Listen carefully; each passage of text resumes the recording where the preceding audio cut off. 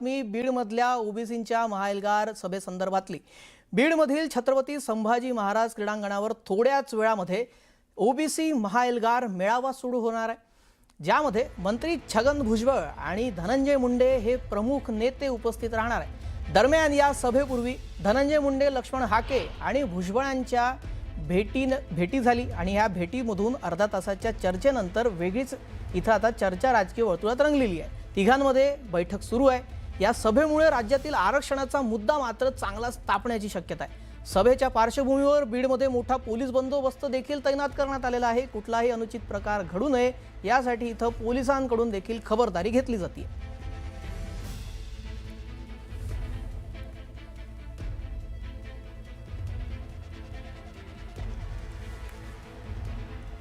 ज्या हैदराबाद गॅजेटवरून वाद पेटलेला आहे तो नेमका काय आहे ते आपण पाहूयात। हैदराबाद संस्थांच्या काळातील राजपत्र मराठा समाजाची कुणबी मराठा नोंद 1881च्या जनगणनेमध्ये कुणबी मराठा नोंद आढळली। शेती करणारे म्हणजे कुणबी मराठा असा उल्लेख त्यामध्ये करण्यात आला।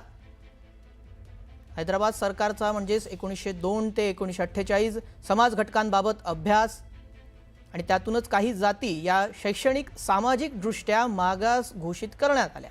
मराठा समाज शैक्षणिक सामाजिक दृष्ट्या मागास गटात असल्याची घोषणा यावेळी करण्यात आली।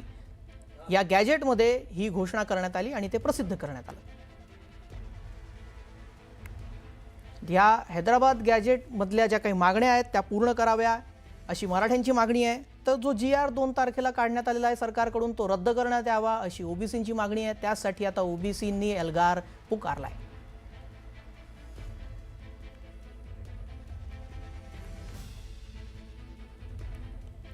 या संदर्भात आता आपल्याला अधिक माहिती आणि ताजे अपडेट जाणून घ्यायचे आहेत। सुरेश जाधव आपले प्रतिनिधी या संदर्भात ताजे अपडेट देत आहेत। सुरेश, काय तिथले सध्याचे ताजे अपडेट्स आहेत?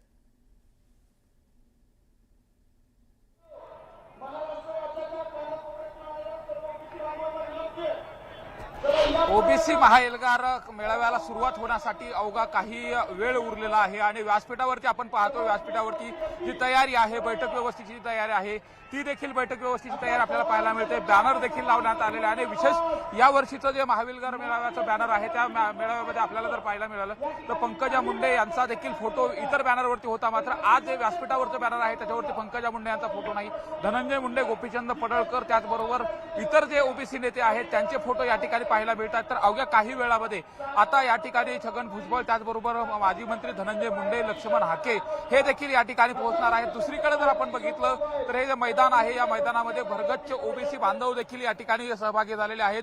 प्रत्येकाच्या डोक्यावरती पिवळी टोपी देखील पाहायला मिळते आणि त्यामध्ये ओबीसीचं आरक्षण बचावाच्या अनुषंगाने देखील नारा दिला जातो। एकच पर्व ओबीसी पर्व असा देखील नारा दिला जातो। घोषणाबाजी देखील केली जाते आणि बीड शहरातील छत्रपती संभाजी महाराज क्रीडांगण आहे ते पूर्ण भरलेलं आहे आणि मोठ्या प्रमाणात जे ओबीसी बांधव आहेत ते या ठिकाणी येत आहेत। आताच जो मेळावा आहे या मेळाव्याच्या अगोदर धनंजय मुंडे आणि त्याचबरोबर जे ओबीसी नेते लक्ष्मण हाके आणि छगन भुजबळ यांची देखील भेट दिली आहे। या तिघांच्या भेटीमध्ये नेमकं काय घडलं हे देखील आता लोकांना व्यासपीठावरतूनच ऐकायचं आहे। मात्र बीडमध्ये जर बघितलं तर ओबीसी महाएल्गार मेळाव्याच्या अनुषंगाने हजारो ओबीसी बांधव हे एकवटलेले आहेत आणि एकवटल्यानंतर आता या मेळाव्याच्या माध्यमातून नेमकं काय इशारा दिला जाणार हे देखील पाहणं महत्त्वाचं आहे। थोड्याच वेळात आता सभेला सुरुवात देखील होईल। लक्ष्मण घाटोळ आपले प्रतिनिधी तिथल्याच सभेचा आढावा घेत आहेत, तेही तिथे उपस्थित आहेत। लक्ष्मण, आपण कुठे उभे आहात आणि तिथली सध्याची काय अपडेट आहे? मी आता बीडमधल्या हॉटेल सनराईजच्या बाहेर उभा आहे। माझ्या मागच्या बाजूला दृश्यांमध्ये जे हॉटेल आपल्याला पाहायला मिळतंय हे समता परिषदेचे नेते सुभाष राऊत यांचं हॉटेल आहे। जे हॉटेल गेल्या वेळेला जी बीडमध्ये दंगल झालेली होती त्या दंगलीच्या काळामध्ये हे हॉटेल पूर्णतः जाळण्यात आलेलं होतं आणि याच हॉटेलमध्ये मंत्री छगन भुजबळ बीडमध्ये दाखल झाल्याबरोबर या हॉटेलमध्ये आले आणि त्यानंतर त्यांनी या हॉटेलची पाहणी केली। सुभाष राऊत यांची देखील भेट घेतली। त्यानंतर छगन भुजबळ दुपारपासून याच हॉटेलमध्ये होते आणि आता काही वेळापूर्वी या ठिकाणी धनंजय मुंडे जे आहे आणि लक्ष्मण हाके हे दोन्ही ओबीसीचे नेते जे आहेत ते देखील या ठिकाणी दाखल झालेले आहे। तब्बल अर्धा तासापासून या तीन नेत्यांमध्ये बैठक सुरू असल्याची सूत्रांची माहिती आहे। पुढच्या काही वेळामध्ये हे तीनही नेते एकत्रितरित्या बीडमध्ये होणाऱ्या ओबीसी महाएल्गार मेळाव्यासाठी जातील। एकाच वाहनातून हे तीनही नेते या मेळाव्यासाठी जातील अशा प्रकारची सूत्रांची माहिती आहे. मात्र या तीन नेत्यांमध्ये एक महत्त्वपूर्ण बैठक होती. या बैठकीचा विषय हाच असणार आहे की या ओबीसी महाएल्गार मेळाव्यामध्ये कोणत्या कोणत्या मुद्द्यांवरती बोलायचं, कोण कोणता मुद्दा बोलणार, कोण कोणत्या मुद्द्यावरती आपला विषय मांडणार, या सगळ्यांवरती चर्चा होणार आहे. ज्यामध्ये सरकारने जो काही GR मध्यंतरीच्या काळामध्ये काढला त्या GR वरती कायदेशीर बाबी तपासून कोण बोलणार, त्याचबरोबर मनोज जरांगे पाटील यांनी ज्या पद्धतीनं आक्रमक पवित्रा या सगळ्या महाएल्गार मेळाव्याच्या निमित्तानं घेतला त्या मनोज जरांगे पाटलांच्या एकूण आरोपांना कोण उत्तर देणार आणि इतर मुद्दे जे आहे बीडमध्ये झालेली दंगल आणि त्या काळामध्ये ओबीसी नेत्यांच्या घरांची झालेली जाळपोळ या मुद्द्यांवर कोण बोलणार, असे वेगवेगळे मुद्दे घेऊन या ओबीसी महाएल्गार मेळाव्याच्या सभेमध्ये नेमक्या कुठल्या मुद्द्यांवरती कोणत्या नेत्यानं काय बोलावं हे सगळं जे आहे ते आता या बंद दाराआड जे आहे ते ठरलं जात आहे. आणि त्यासाठीच या तीन नेत्यांची बैठक या हॉटेलच्या आतमध्ये असलेल्या एका हॉलमध्ये सुरू आहे. त्याच हॉटेलच्या बाहेर आपण उभा आहोत. या ठिकाणी मोठ्या प्रमाणात कार्यकर्त्यांची जी आहे ती देखील मोठी गर्दी आपल्याला झाल्याचं पाहायला मिळतं. हे तीन नेते ज्यामध्ये लक्ष्मण हाके, छगन भुजबळ, त्याचबरोबर धनंजय मुंडे आणि कायंदे पाटील हे आमदार जे आहेत ते देखील त्या ठिकाणी त्या बैठकीला आहे. आणि त्यामुळे या सगळ्यामध्ये या तीन नेत्यांमध्ये काय चर्चा होते, कुठल्या मुद्द्यांवर कोणी काय बोलायचं हे सगळं ठरलं जाईल. आणि त्यानंतर हे तीनही नेते, चारही नेते एकत्रितरित्या या ठिकाणून सभास्थळावरती जातील आणि त्यानंतर बीड शहरामध्ये होणाऱ्या ओबीसी महाएल्गार मेळाव्याला हे सगळे नेते जे आहेत ते टप्प्याटप्प्याने संबोधित करतील. जी, आपण पाहतोय ही महत्त्वाची बैठक सुरू आहे आणि या मेळाव्यामध्ये कोण कोण असतील तेही आपण सातत्याने स्क्रीनवर दाखवतोय, तेही प्रेक्षकांना दिसतंय. आपण या संपूर्ण बैठकीवर लक्ष ठेवूनच राहत. आपण सुरेश जाधव आपले प्रतिनिधी त्या बीडच्या मेळाव्याच्या ठिकाणी आहेत, त्यांच्याकडे जाऊयात. सुरेश, सध्या तिथे कार्यकर्त्यांमध्ये उत्साह दिसतोय, मोठ्या संख्येनं तिथं काय संख्या आहे, तिथे एकवटलेले आहेत, आपण त्यांचा उत्साह पाहतोय, काय तिथली सध्याची स्थिती आहे? ज्या मैदानावरती हा मेळावा होणार आहे त्या ठिकाणी मोठ्या संख्येने कार्यकर्ते देखील जमलेले आहेत. प्रत्येकाच्या हातामध्ये झेंडा आहे, घोषणा देखील दिली जाते आणि विशेषतः शाहिरी जलसा देखील या ठिकाणी आहे. आणि या मेळाव्यामध्ये महाराष्ट्रभरातून जे मायक्रो ओबीसी आहेत ते देखील या ठिकाणी सहभागी झालेत.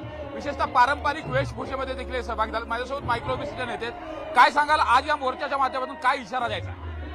हा GR शासनाने तात्काळ रद्द करावा. हा GR संविधानाच्या समतेच्या तत्वाच्या विरोधात आहे.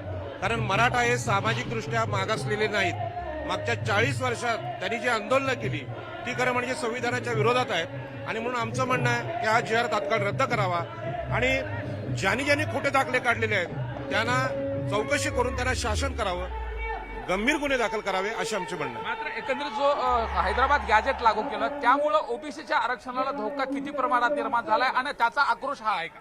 प्रश्नच नाही की अशा प्रकारचे शासनाने आदेश काढणं म्हणजे GR काढणं हे त्यांना घुसखोरी करायला मोकळीक देणं. आणि आपल्याला सगळ्यांना माहित आहे की ओबीसी, SC, ST हे जे मागासवर्गीय आहेत त्यांची सत्ता, संपत्ती, प्रतिष्ठा यांच्यामध्ये घुसखोरी करणं हा उच्चवर्णीयांचा इतिहास आहे. त्यामुळे खोटे दाखले काढणार. मायक्रो ओबीसी आज आक्रमक झालाय का? आता गावगाड्यातला आता स्थानिक स्वराज्य संस्था आहेत त्याच्यावरती काय परिणाम झाला आणि त्यामुळेच एवढ्या मोठ्या संख्येनं ओबीसी बांधव एकत्रित झाले? 100% मायक्रो ओबीसी आक्रमक झालेला आहे. कारण येणाऱ्या स्थानिक स्वराज्य संस्थांमध्ये आज मायक्रोसीला कुठं जागाच शिल्लक राहिलेली नाही.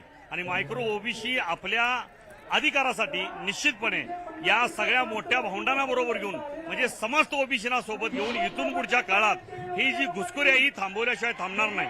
सरकारला इशारा देण्यासाठी हे सगळे लोक येतात. सरकारला 100% आमचा इशारा आहे. सरकारनं जर हा GR कॅन्सल नाही केला, रद्द नाही केला तर येणाऱ्या काळात हे जे सत्तेवर आलेलं सरकार आहे हे ओबीसींच्या जीवावर आलेलं सरकार आहे. जर सरकारला या बाबतीत निर्णय नाही घेतला तर 29ला सरकारला निश्चितपणे याचे परिणाम भोगावे लागतील. मात्र कोर्टामध्ये देखील गेलेले आहेत आणि कोर्टामध्ये काही बांधव लढतात. आता ही रस्त्यावरची लढाई देखील सुरू केली. बिलकुल, लढाई दोन ठिकाणी लढावंच लागेल, एक कोर्टात आणि एक रस्त्यावर.